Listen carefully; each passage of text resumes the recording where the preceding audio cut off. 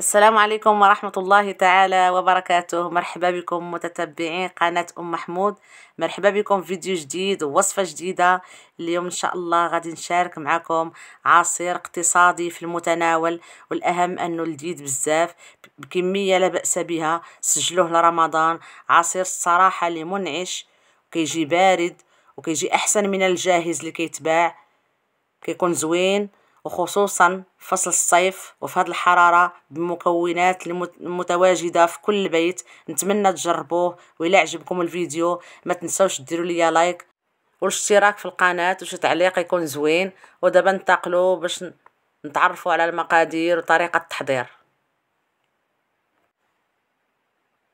كنحتاجوا المقادير: نصف لتر من الحليب، الفريز، واحد الفلون ديال الفريز، 3 الملاعق من سكر سنيدة. كأول مرحلة كناخذ واحد الكسرونة كنوضعوا فيها نصف لتر من الحليب، كنضيفوا ليها واحد الساشي ديال الفلون، كنضيفوا 3 الملاعق من سكر سنيدة، وكنحركوها كنوضعوها فوق النار حتى كتغلي، ومن بعد كنخلوها تبرد. كناخذوا الفريز وكنقطعوه مربعات صغيرة،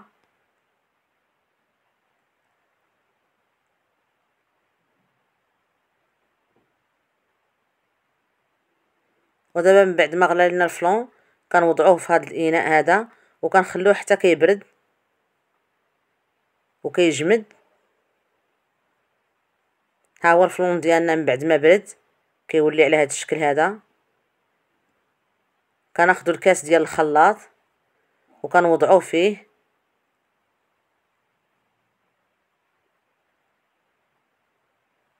وكنضيفوا ليه الفريز. كمية الفريز كتكون كيف ما بغيتو.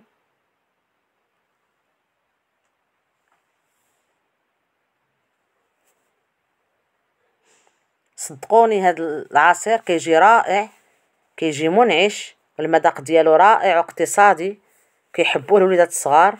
دابا كنضيفوا ليه واحد الكاس ديال الماء ومن بعد كنطربوه،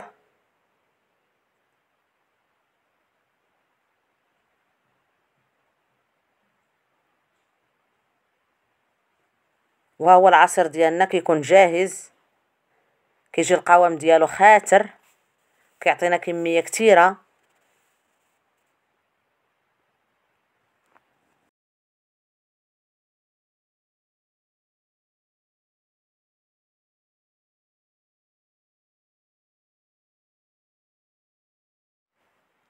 وها هو العصير ديالنا اللي حضرت معكم اليوم. كيجي المذاق ديالو رائع واقتصادي وبنين وكمية لا بأس بها. تبردوا في هذه الحرارة وسجلوه لرمضان، اكيد غادي ينفعكم، كيحبوه الوليدات.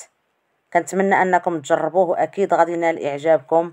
وإلا عجبكم الفيديو ما تنسونيش من لايك ديالكم ودائما التشجيع ديالكم باش نحط لكم الجديد، وتبارطاجيو الفيديو مع الاصدقاء والاحباب باش تعم الفائدة. وشكرا على المتابعة، والى اللقاء في فيديو اخر ان شاء الله.